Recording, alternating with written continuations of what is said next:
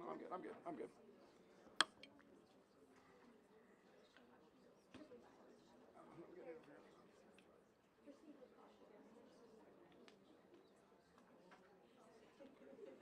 Interference with somebody. I don't know what it was. Here, I can do a mic check for you. Yeah, that's fine. Thank you. Thanks.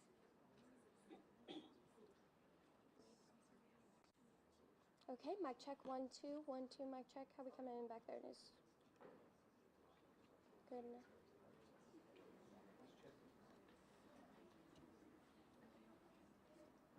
Mic check 1 2 1 2. Oh, perfect.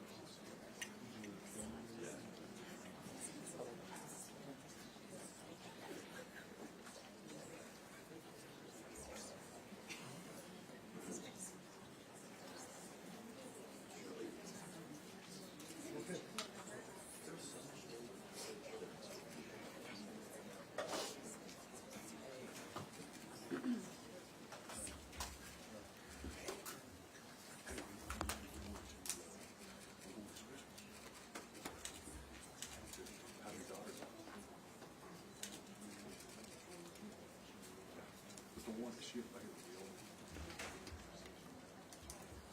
Okay, we're gonna have to go to a basketball.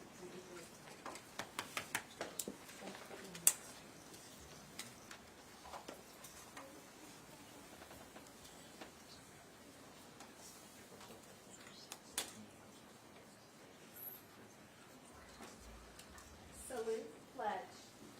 I pledge allegiance to the flag of the United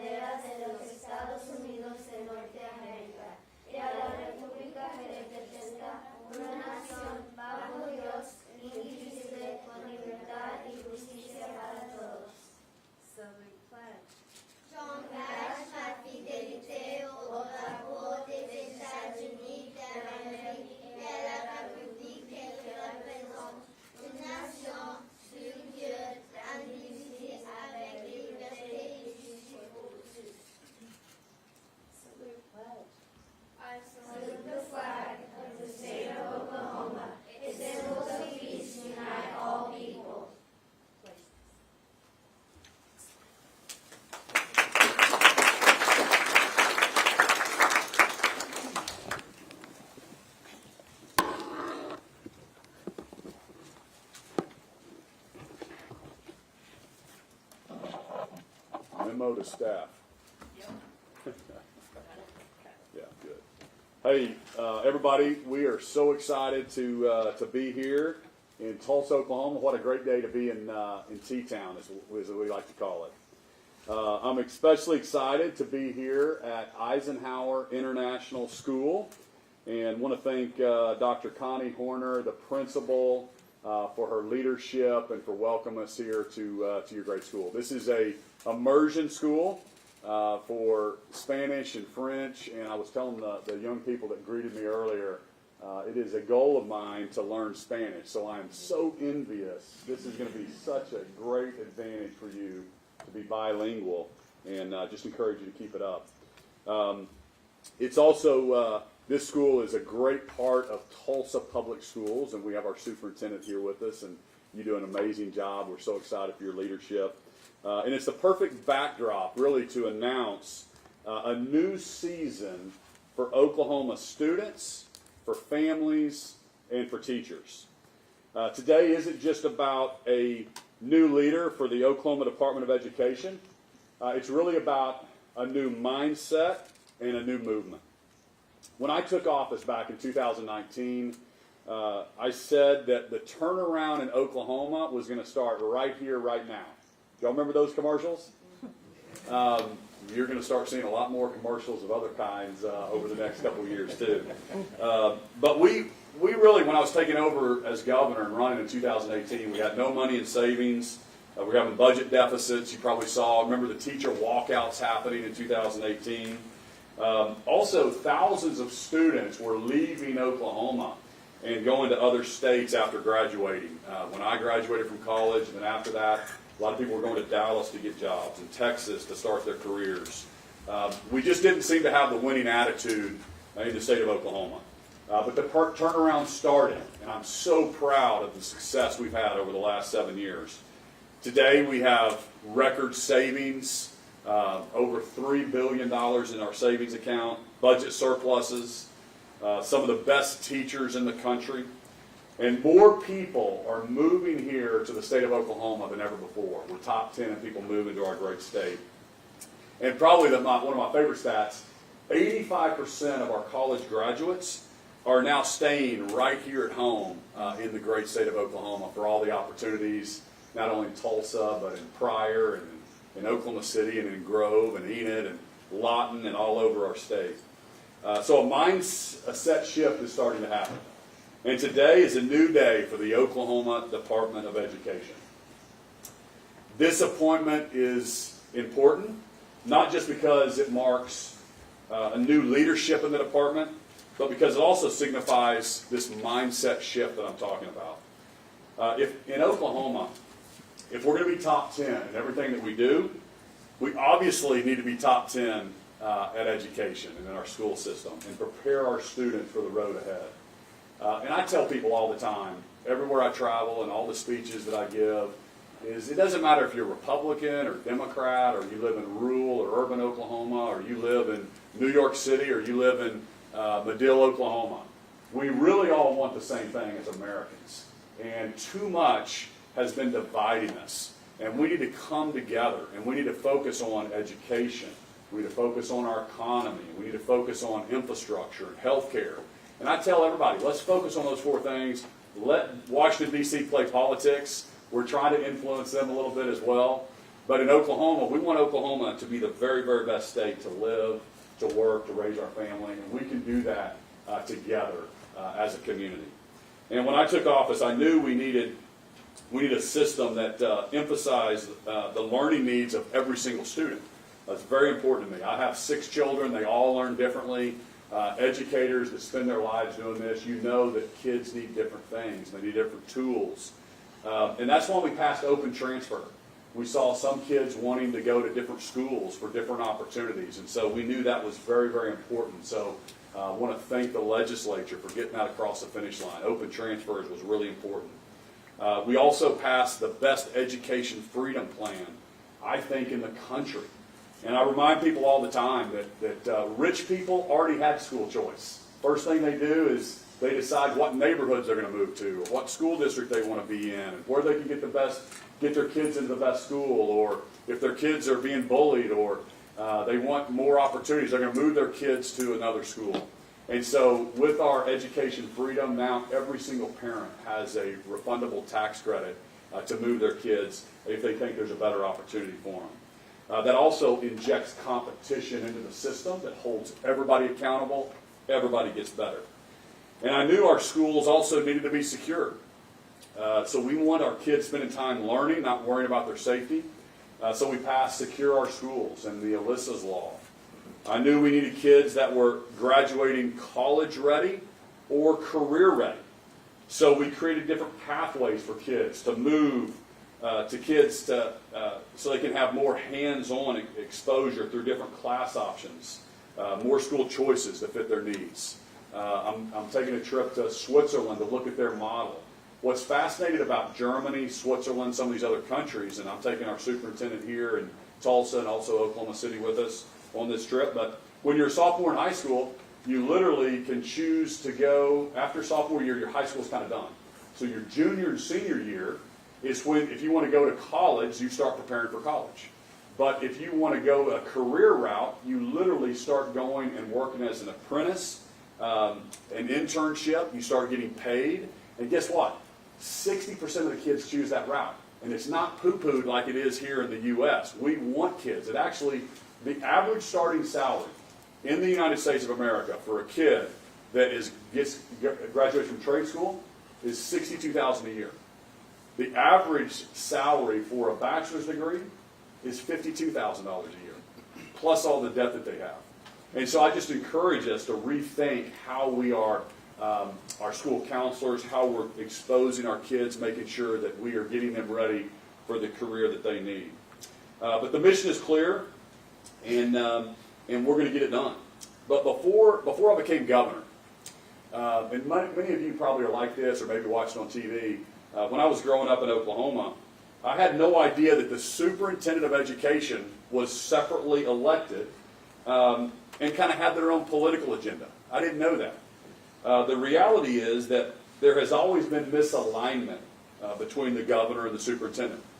At best, we had parallel agendas that with very little coordination.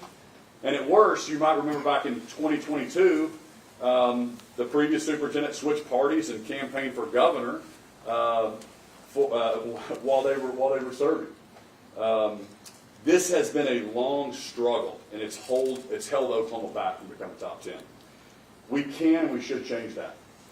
The superintendent of public instruction should be a position appointed by the governor. There's only 12 states in the U.S. that elect the superintendent of education. And there's really zero correlation between outcomes with those 12 states, that they're having better outcomes than the other states. So I urge the legislature to take this opportunity to send to the ballot an appointment authority for the next governor to be able to appoint the superintendent of education to align with that vision and really focus on the kids, reading and math, and getting our kids ready for the workforce instead of running for the next office. And I look forward to working with the legislature this next session. And I'm so honored that Speaker Kyle Hilbert is here in the room with us. Thank you so much, Speaker. And Pro Tem Lonnie, thank you so much. Lonnie Paxton is with us. Thank you for your leadership. Big things are ahead. And I'm excited to announce my first appointment after 7 years as governor to the superintendent of education. But maybe more importantly, I'm excited to announce the turnaround team that we're going to put alongside this person. This team will be tasked with rebuilding a vital agency and returning focus to the mission of serving Oklahoma students. We're going to be the envy of the entire country, and it starts right here, right now. With that, I want to welcome Lindel Fields up here to the stage with me.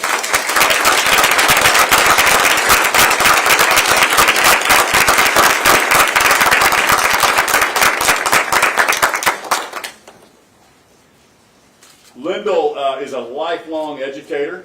He's a successful business owner, and he's a great leader. He's dedicated his career to preparing Oklahoma students for the workforce. I love his background. And I can't think of anyone better to bring the Department of Education into this next season. I'm excited to have you on board, Lindel. But with the agency of this size, this complexity, and this importance to me and to you and to all 4 million Oklahomans, he can't do it alone. So we've spent this last couple weeks making calls to some of the best education professionals that we know all across the state, asking them to step away from their jobs and to serve their state. And I'm so grateful for the team of people who said yes. And they're going to make this turnaround a reality, and they're going to help Lindel. And I want to ask the members of some of the turnaround team to come up on stage with me. Connie Riley, come on up, who's going to be the director of OEQA. Kristen Stevens.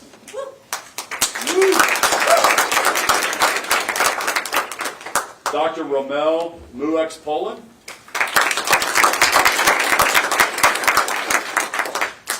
Megan Offendal.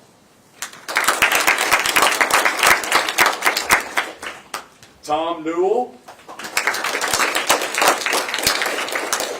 Tom's my chief, and this is such an important part that he's agreed to go over and help with this transition. Tara Thompson. And Nellie Sanders. We wanted the best and brightest helping surround Lindel to make sure that we could put all eyes on this agency that we've had really not a lot of transparency or knowing what was happening.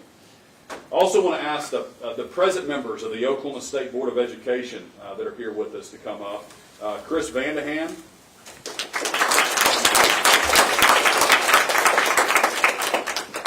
And excited about a couple new members.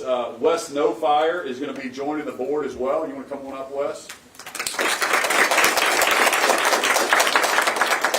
And Brian Bobeck, he's not with us, but he's going to be rejoining the board, and he is a great leader. He's serving also in the state of our faith-based initiatives. But this really is a new day in Oklahoma, and we're going to lead the nation. With that, I want to invite Lindel up to greet you and say a few words. Lindel?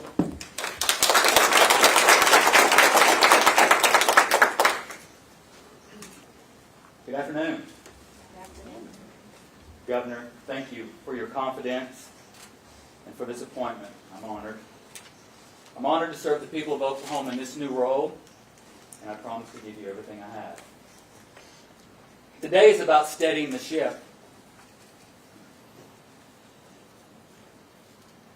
Standing here at Eisenhower, where my daughter's in 5th grade, this work is deeply personal.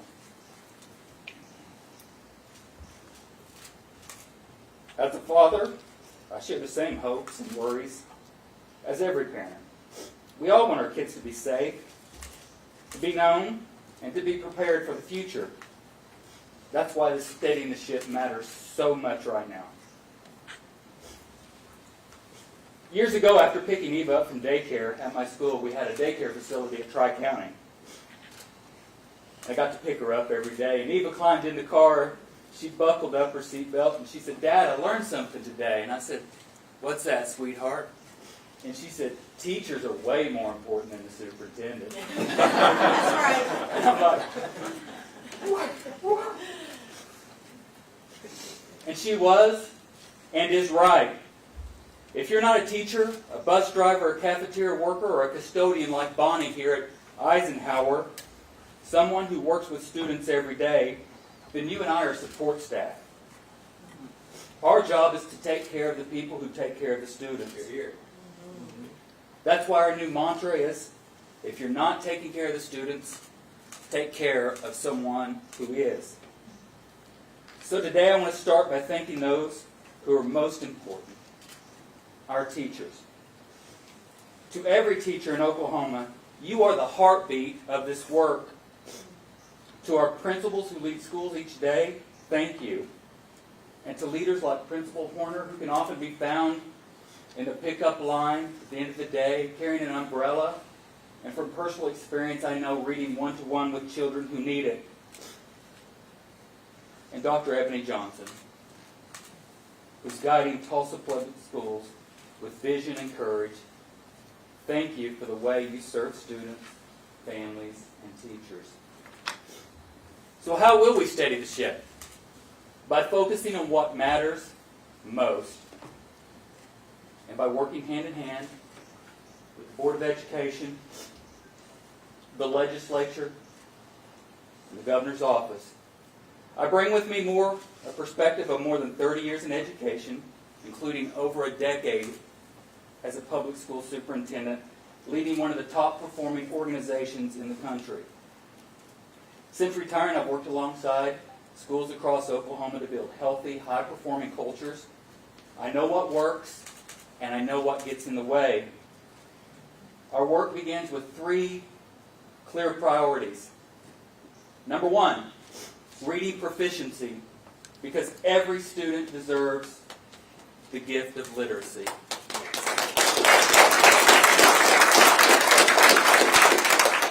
Number 2, teacher recruitment and retention, because nothing matters more than great educators in every classroom.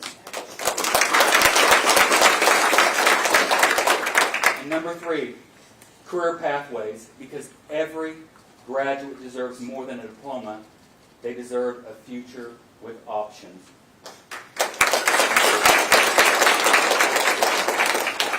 And to parents, you are essential partners. We expect you to fight for the highest possible good of your children. And you can expect me to fight right alongside you. Along the way, we'll lead with honesty and respect. I believe in the principle, do what you say what you mean, don't say it mean. That's how we'll operate as a state agency, and that's how we'll treat one another. Before I close today, my friends, I'd like to introduce my wife, Leanne.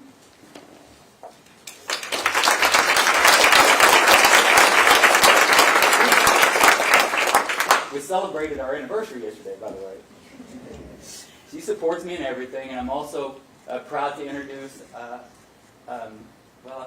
Eva's in 5th grade back here. Oh, there she is. Hi, sweetheart. This is Eva. Also, her brother and sister are here.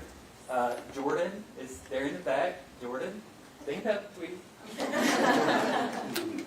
And her brother Blake. Blake is responsible for a divided house having gone down to Norman a few years ago. And I especially want to reiterate my appreciation to the transition team. They're putting their careers, their businesses, and even parts of their lives on hold to serve this state in such a critical moment. This is not a small thing. It's a gift of time, energy, and courage. And I want every Oklahoman to know how grateful I am to them. Thank you very much. This will not be easy work. Turning around a ship takes time. But in the next 15 months, we can calm the waters, rebuild trust, and lay a strong foundation for the future of Oklahoma schools. So today I ask you for your patience, ask you for your grace. Together we will steady the ship and make sure it's pointed in the right direction for every student in our state. Thank you, friends.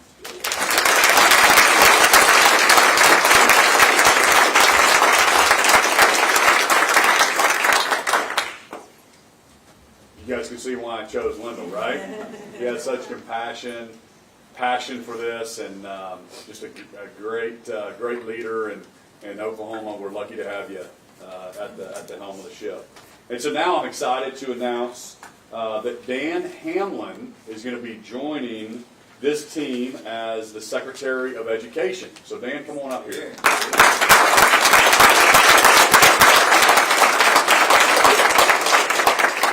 Dan brings years of experience as a professor. He's currently a professor and researcher at the University of Oklahoma at the College of Education.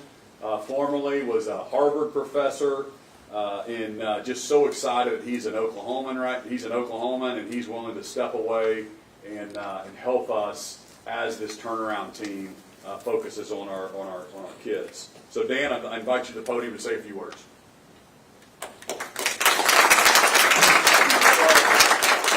Thank you very much, and I just want to thank Governor Stitt and his team for this incredible opportunity.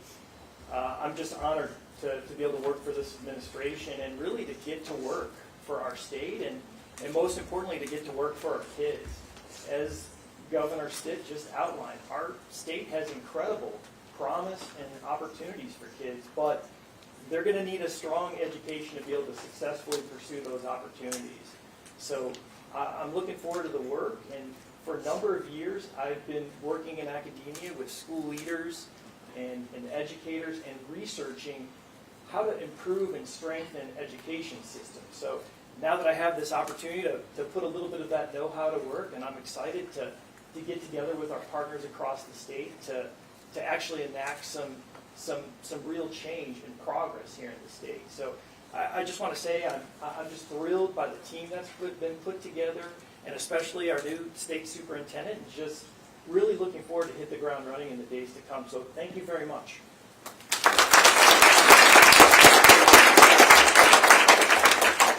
So as you can see, we think this is a great day for Oklahoma. It's a great reset mindset and shift in the Department of Education, and so thankful for the team behind me that's stepping up to serve their state. So with that, we'll open it up to some questions for our team here. Right. Say your outlet. Rick Merritt on Fox 23 here in Tulsa. I can't tell you how many emails I've received over the past 3 years from teachers who feel like they've been beaten up worse than a pinata. What is your plan for increasing teacher morale and giving them the respect that they are entitled to? Thank you.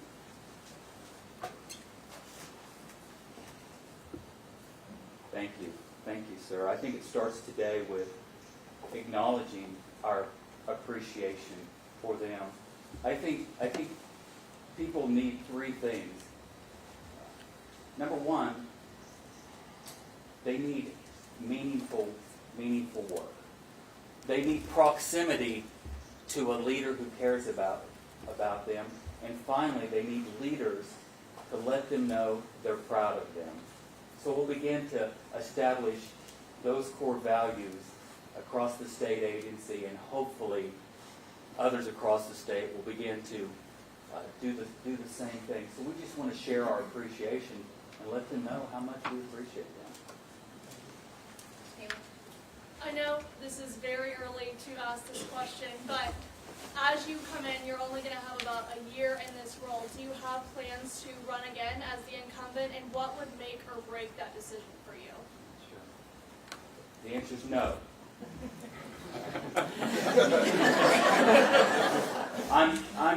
I'm committed. I'm laser focused on what needs to be done at the state agency to right that ship, to calm the waters. I don't plan to spend any energy running for office. I'm not a politician, so our time's going to be spent at the agency. I'm glad you said no, because that was a question I asked in the interview process. Because I wanted somebody not focused on the next election, let's focus on the kids. That's why I'm really encouraging the legislature to put something to the ballot to say, hey, let's change the way we do this like most other states. And so glad you said no on that one. This was for the governor, Dylan Brown, KFOR. I guess I have a two-parter question. So when you picked Walters, necessarily endorsed him, you have a quote where you literally say he's going to get us to top 10 in education. We're 45th to 50th in education in the nation. Do you regret that comment? And then also, why should Oklahomans have faith in this person when, we've seen Friesen, a little bit of Walters now, in the past year and a half, 2 years. Why should Oklahomans have faith in this pick? Well, first off, there's 30,000 state employees, and so you don't always get it right on picking people, but it doesn't mean we don't move forward and try our very, very best. And as I outlined earlier, the governor has doesn't have the authority. You handcuff the governor. That's why I think this move to make this an appointed position by the next governor, it's not going to benefit me. It's only for the betterment of Oklahoma. So, but as far as the proof's going to be in the pudding with Lindel. This is my first appointment to this position, and I think we've got a really, really good track record across state government. So the point of your question, you don't always get it right, and people move forward. Public service is hard, and I don't want to cast shade on anybody, but I think it's time for a reset in education, and I think Lindel is the right person to lead that. Murray? Murray Evans from the Oklahoma. With this new team, what happens to the folks like Matt Langston and other leaders who have been in place the last couple of years? Well, we've had no transparency. We don't know exactly what's happening inside the agency. That's why we have a team. We've got all these smart people around us that are going to go in there and look at everything, look at every contract, look at every vendor, look and see what's happening. It's my understanding the person that you mentioned is no longer at the agency, but I know Lindel's going to roll up his sleeve with the team behind us, and they're going to be looking at all that, and they want to. I'm sure there's going to be some turnover. There's going to be people that are moving on, and there's going to be some new faces in that organization. But here's the deal: if you want to focus on the kids, if you want to improve education, if you want to support teachers, I think Lindel said it very, very well. I say it all the time that we're here to support the frontline people, and I think that's you can see it in his heart and his attitude. And he's going to go through and give everybody a fair shake. But we're going to try to get the politics out of that agency and focus on getting the money to the classrooms, to the teachers. Kevin, Fox 23. Are some of the contracts that have been criticized to be political with the OSD, like with PragerU, are those going to be reassessed to how much they're necessary for the state agency? We need a little time to get in there and find out what's actually in there. We will assess all of the contracts to look at their value, what value they're bringing to students of Oklahoma. So just a little time to get in there and find out what's what, and we will be reviewing all of those. Yes. Thank you, sir. Hi, Anna Last one. Coletto, Tulsa Flyer. My question's for the governor. You mentioned in your remarks that you've been making this transition team and making calls for it for a few weeks. Does that mean you knew Walters would be out as state superintendent before the State Board of Education or the public? And if so, for how long? So I did not know. So he texted me and said, I want to get together with you on Friday. So that was probably 2 Fridays ago. And then before we met, that's when it started breaking that he was going to resign. I then met with him on that Friday. So it was about a week before the Friday I met with him. So you can get the actual dates for it. But and then we didn't get the resignation letter, so you can't really move forward, right, until the resignation letter. So I asked for him to bring that when he met with me on Friday. He didn't. He said he would get it to me on Tuesday, and he got it to me on Tuesday. But in the meantime, we started interviewing. We started thinking about it because we thought it was because when he posted it online, or I don't know exactly what he did. Maybe he made a statement or some kind. We knew it was serious, but he never really met with me face to face except a text that just said, I need to meet with you, something's come up. So that was when I started seeing it, but then I saw it like you did in the news when he made it official, but the official resignation came on Tuesday. Thank you. So. Thank you, everybody. Thanks, everybody. And if you all stay seated while we get Governor and the turnaround team out, that'd be great.